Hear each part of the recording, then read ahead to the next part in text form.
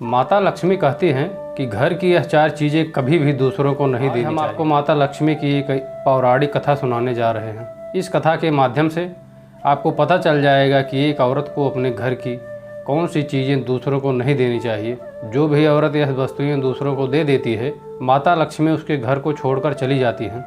इसलिए आप इस कथा को पूरा ज़रूर सुनें, क्योंकि अधूरा ज्ञान नुकसानदेह होता है।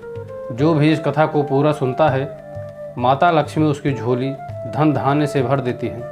तो चलिए, बिना आपका कीमती समय बर्बाद किए आपको वह पौराणिक कथा सुनाते हैं। दोस्तों, बहुत समय पहले की बात है।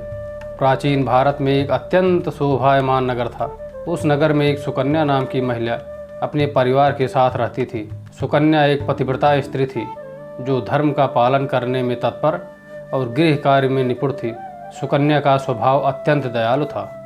वह सदैव दूसरों की सहायता किया करती थी। सुकन्या का पति गोपाल एक वैश्य था। उसकी अनाज की एक दुकान थी। बाजार में लोगों की ज़रूरत की चीज़ें बेचा करता था। सुकन्या अपने पति से अत्यंत प्रेम करती थी। वह अपने पति को ही परमेश्वर मानकर उसकी सेवा करती थी। सुकन्या प्रतिदिन पति से पहले जागती थी, अपने घर के आंगन को साफ करती थी, फिर रंगोली बनाकर आंगन की सजावट करती थी। उसके बाद वह अपने घर की साफ सफाई करती थी। फिर स्नान आदि कार्य संपन्न करके वह तुलसी को जल देती थी और देवी देवताओं का पूजन करती थी। इस प्रकार से वह रोज़ अपने नित्य कर्म करती थी। सुकन्या ने कभी किसी का अपमान नहीं किया। वह सभी से मधुर वाणी में बात करती थी। सभी लोग सुकन्या को देखकर कहने लगे थे कि यह तो साक्षात लक्ष्मी का अवतार है। यह अपने परिवार का कितने अच्छे से ख्याल रखती है। इसके अलावा सुकन्या दान धर्म करने में भी बहुत आगे थी। उसके दरवाजे पर जो भी याचक आता, वह उसे बिना दान दिए नहीं जाने देती थी। जो भी भूखा उसके द्वार पर आता, वह बिना भरपेट भोजन किए नहीं लौटता था, जिससे उसके द्वार पर आए हुए सभी याचक प्रसन्न होकर उसे आशीर्वाद देकर ही जाते थे।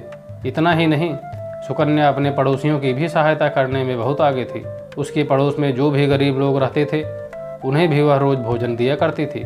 पड़ोसियों को जो भी चीज़ें ज़रूरत पड़ती थी, सुकन्या तुरंत ही दे दिया करती थी, जिसके कारण सुकन्या के पड़ोसी भी उसका बहुत सम्मान करते थे। वे कहते थे, यह सुकन्या तो साक्षात देवी है, साक्षात माँ लक्ष्मी ने ही सुकन्या के रूप में जन्म लिया है। लेकिन लोगों की बातें सुनकर भी सुकन्या ने कभी घमंड नहीं किया। वह उन सभी से आदर और सम्मान से ही बातें किया करती थी। फिर एक दिन की बात है, सुकन्या की एक पड़ोसन उसके घर आती है। सुकन्या बड़े प्रेम से उसे कहती है, हे बहन, हमारे घर में तुम्हारा स्वागत है। आज कैसे आपका मेरे घर पर आना हुआ है? यदि कोई वस्तु चाहिए तो मुझसे निसंकोच मांग सकती हो। सुकन्या की पड़ोसन कहती है, हे सुकन्या बहन, आज मेरे घर पर कुछ रिश्तेदार आए हैं। उनके लिए मुझे भोजन बनाना है, इसीलिए मैं तुम्हारे पास रोटी बनाने के लिए चकला, बेलन और तवा मांगने आई हूँ। यदि तुम कुछ समय के लिए मुझे चकला, बेलन और तवा दे दोगी तो बड़ी कृपा होगी। मैं काम हो जाने के बाद तुम्हें जल्दी ही लौटा दूंगी। सुकन्या कहती है, हे बहन, इसमें कौन सी बड़ी बात है? तुम मेरा चकला, बेलन और तवा ले जा सकती हो। रुको, मैं अभी लाकर तुम्हें देती हूँ। फिर सुकन्या रसोई घर में जाती है और रसोई घर से चकला, बेलन और तवा लाकर उस पड़ोसन को दे देती है। तब पड़ोसन कहती है, हे बहन, तुम्हारा बहुत बहुत धन्यवाद। आज तुमने मेरा बहुत बड़ा काम कर दिया। मैं अपने मेहमानों को भोजन कराकर तुम्हारा चकला, बेलन जल्द ही लौटा दूंगी। सुकन्या कहती है, बहन कोई बात नहीं, जब तुम्हारा काम पूरा हो जाएगा तब तुम मुझे लौटा देना। फिर वह पड़ोसन सुकन्या का चकला, बेलन और तवा लेकर चली जाती है। कुछ समय बाद और एक औरत सुकन्या के घर पर आती है। सुकन्या उसका भी स्वागत करती है और पूछती है, हे बहन, आज मैं तुम्हारी क्या मदद कर सकती हूँ? संकोच न करो और बताओ तुम्हें मुझसे क्या चाहिए। मैं तुम्हारी मदद जरूर करूँगी। तब वह कहती है, हे बहन, मेरे घर में बहुत गंदगी हो गई है और मेरे घर को साफ करने के लिए मेरे पास झाड़ू नहीं है, इसलिए मैं तुम्हारे पास झाड़ू मांगने के लिए आई हूँ। यदि तुम्हें कोई समस्या ना हो तो कृपया मुझे अपना झाड़ू दे दो। मैं अपना घर साफ करके तुम्हें झाड़ू लौटा दूंगी। सुकन्या बिना विचार किए ही कहती है, हे बहन, बस झाड़ू ही तो है, इसमें क्या समस्या हो सकती है? तुम रुको, अभी मैं तुम्हें अपनी झाड़ू ला कर देती हूँ। इतना कहकर सुकन्या घर के अंदर जाती है और झाड़ू लेकर आती है और उस औरत को दे देती है। वह औरत सुकन्या की झाड़ू लेकर चली जाती है। फिर कुछ देर बाद एक अन्य स्त्री सुकन्या के घर आती है। सुकन्या उसका भी बड़े प्रेम से स्वागत करती है। सुकन्या कहती है, पधारो बहन, क्या बात है? आज मेरे घर पर किस कारण से आना हुआ है? तुम्हें जो कुछ भी चाहिए निसंकोच होकर कहो, मैं तुम्हारी सहायता करने का प्रयास अवश्य करूंगी। तब वह स्त्री कहती है, हे सुकन्या बहन, तुम बड़ी दयालु हो। मैंने तुम्हारे बारे में बहुत सुना है और तुम सभी की मदद करती रहती हो, इसीलिए मैं तुम्हारे पास एक छोटी सी मदद मांगने के लिए आई हूँ। सुकन्या कहती है, हे बहन, संकोच न करो, तुम्हें जो कुछ भी चाहिए मांग लो। यदि मेरे बस में होगा तो मैं मना नहीं करूँगी, मैं तुम्हारी सहायता अवश्य करूँगी।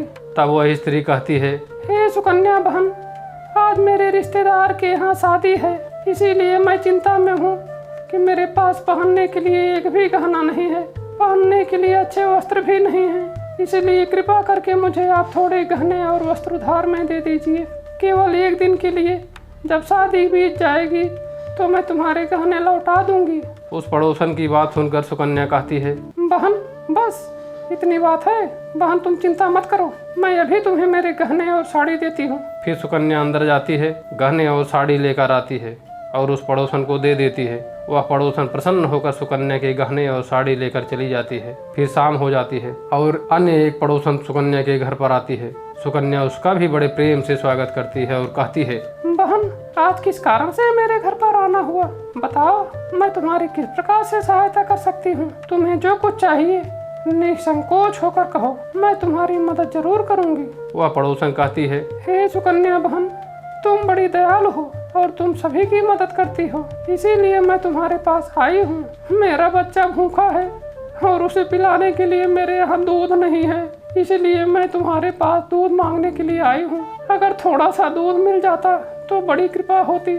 सुकन्या कहती है, अरे बहन, कोई बात नहीं, मैं तुम्हें अभी दूध देती हूँ। सुकन्या रसोई घर में जाती है और थोड़ा सा दूध लेकर आती है और उस पड़ोसन को दे देती है। वह पड़ोसन प्रसन्नता से उस दूध को लेकर चली जाती है। इस प्रकार सुकन्या अपने सभी पड़ोसियों की मदद कर देती है और प्रसन्न होकर घर का काम करने में लग जाती है। फिर रात होते ही उसका पति घर पर लौट कर आता है। सुकन्या अपने पति का स्वागत करती है और उसको खाना पीना खिलाकर रात को दोनों पति पत्नी आनंद से सो जाते हैं। फिर दूसरे दिन वे जैसे ही सोकर उठते हैं तभी एक आदमी दौड़ते हुए उनके घर पर आता है और सुकन्या के पति से कहता है, हे भाई, कल रात को किसी ने आपकी दुकान लूट ली, सारा माल गायब है। सुकन्या का पति एकदम घबरा जाता है और दौड़ते हुए अपने दुकान पर जाता है तो देखता है उसका सारा माल किसी ने लूट लिया है।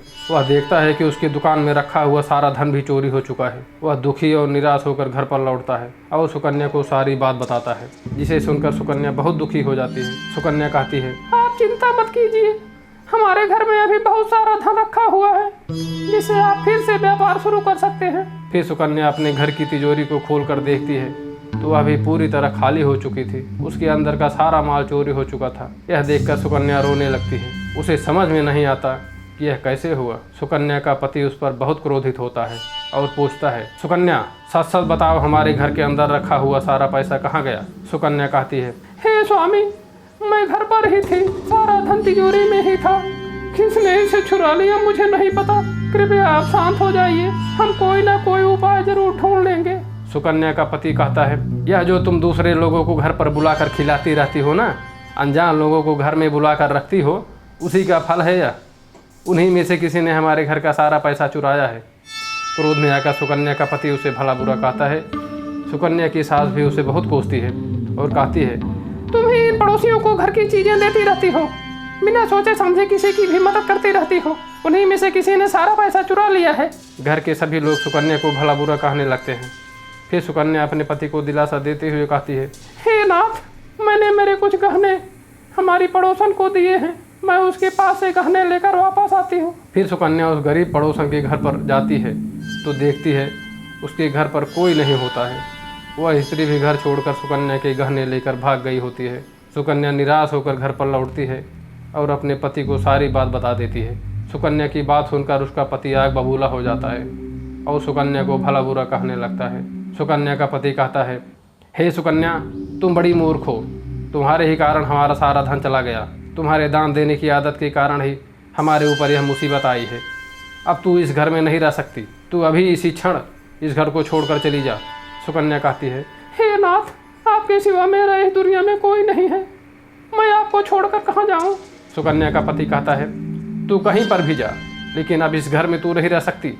तेरे ही कारण मेरा सब कुछ बर्बाद हो गया। तू इस घर में रहेगी तो बचा कुचा सब नष्ट हो जाएगा। सुकन्या अपने पति से हाथ जोड़कर विनती करने लगती है। हे स्वामी, ऐसा न कहिए, मैंने कुछ नहीं किया है। आपके बगैर मैं जीवित नहीं रह सकती। मुझे आप घर से मत निकालिए। लेकिन सुकन्या का पति उसकी एक नहीं सुनता और उसे अपने घर से धक्के मारकर निकाल देता है और कहता है, अब तू इस घर से चली जा और लौट कर मत आना। चाहे तो किसी कुएं, तालाब या नदी में कूदकर अपनी जान दे देना, लेकिन अब इस घर में लौट कर नहीं आना। फिर सुकन्या दुखी होकर रोते हुए अपने पति के घर को छोड़कर चली जाती है। वह माता लक्ष्मी में जाती है और माँ लक्ष्मी से प्रार्थना करते हुए कहती है, हे माँ, मैंने ऐसा कौन सा पाप किया जो मेरी ऐसी दुर्दशा हुई है। हे माँ लक्ष्मी, मैं तो नित्य आपकी पूजा करती थी, फिर भी आपने मेरा घर क्यों छोड़ा? कृपया मुझे बताओ माँ, मैंने ऐसा कौन सा अपराध किया जो आप मुझसे रूठ गई हो? फिर सुकन्या वहीं पर बैठकर सोचने लगती है कि यदि मेरे पति मुझे स्वीकार नहीं करेंगे तो मैं जीवित रहकर क्या करूँगी। यदि मेरे ही कारण मेरे पति की दुर्दशा हुई है तो मुझे जीवित रहने का कोई अधिकार नहीं है। इतना सोचकर सुकन्या अपने प्राण देने के लिए नदी की तरफ जाने लगती है। नदी के पास जाकर सुकन्या माता लक्ष्मी से प्रार्थना करती है, हे माँ लक्ष्मी, अब मैं अपने प्राण देने जा रही हूँ। यदि मेरे द्वारा तुम्हारी पूजा में कोई कमी रह गई हो तो मुझे माफ करो। मैं अपने पति के बगैर जीवित नहीं रह सकती, इसीलिए अब मैं इस नदी में कूदकर अपने प्राण दे दूंगी। इतना कहकर सुकन्या नदी में कूदने ही वाली होती है कि साक्षात माँ लक्ष्मी उस स्थान पर प्रकट हो जाते हैं। माँ लक्ष्मी सुकन्या से कहती हैं, रुक जाओ सुकन्या, रुक जाओ पुत्री, तुम यह क्या कर रही हो? सुकन्या आंखें खोलकर देखती है कि साक्षात माँ लक्ष्मी उसके सामने खड़ी हैं। माँ लक्ष्मी के दर्शन करके सुकन्या बहुत प्रसन्न हो जाती है और माँ को बारंबार प्रणाम करते हुए कहती है, हे माँ लक्ष्मी, मुझे क्षमा करो, मैं बहुत बड़ा पाप करने जा रही थी। माता लक्ष्मी कहती हैं, हे सुकन्या, मनुष्य को स्वयं अपने प्राण नहीं लेने चाहिए, यह महापाप है। ईश्वर ने जो शरीर प्रदान किया है उसे ऐसे नष्ट नहीं करना चाहिए। सुकन्या कहती है, हे माँ, मैं विवश हूँ। मेरे पति ने मेरा त्याग किया है और स्त्री को अपने पति को छोड़कर नहीं रहना चाहिए। मैं अपने पति को छोड़कर जीवित नहीं रह सकती, इसी कारण से अपने प्राण देने जा रही हूँ। देवी लक्ष्मी कहती हैं, हे सुकन्या, मैं सब कुछ जानती हूँ और यह भी जानती हूँ कि तुम्हारे पति ने तुम्हारा त्याग क्यों किया है। यह सब तुम्हारी ही भूल के कारण हुआ है। तुमने अनजाने में कुछ ऐसी चीजों का दान किया था जिस कारण फिर मुझे तुम्हारा घर छोड़कर जाना पड़ा। जो भी स्त्री अपने घर की इन चीजों को दूसरों को दे देती है, उनके घर में मेरा वास नहीं होता है। मैं उन वस्तुओं के साथ ही उनका घर छोड़कर चली जाती हूँ। तब सुकन्या कहती है, हे माँ, ऐसी वह कौन सी वस्तुएं हैं, कृपया आप मुझे बताइए। मैंने कौन सी वस्तु का दान किया जिस कारण से आपने मेरे घर का त्याग किया?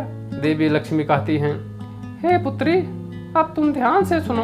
मैं तुम्हें उन चीजों के बारे में बताती हूँ जो किसी भी स्त्री को दूसरों को नहीं देनी चाहिए। इन चीजों का दान करने पर मैं उस घर को छोड़कर चली जाती हूँ। हे सुकन्या, सबसे पहली वस्तु है चकला, बेलन और तवा। किसी भी इंसान को अपने घर का चकला, बेलन और तवा कभी दूसरों को नहीं देना चाहिए। रसोई घर में इन वस्तुओं का महत्व सबसे अधिक होता है। इन वस्तुओं की पवित्रता सदैव हुई बनी रहनी चाहिए। इन्हीं वस्तुओं से भगवान विष्णु को प्रसाद बनाया जाता है और तवे पर बनी पहली रोटी भी गाय को खिलाई जाती है। इसीलिए इन वस्तुओं को हमेशा स्वच्छ और शुद्ध रखना चाहिए।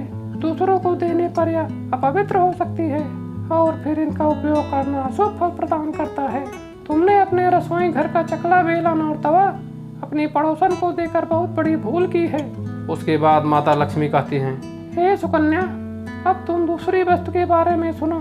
तुमने अपनी पड़ोसन को अपने घर में रखी हुई झाड़ू ही दे दी, जिस वस्तु में मेरा सदैव वास होता है।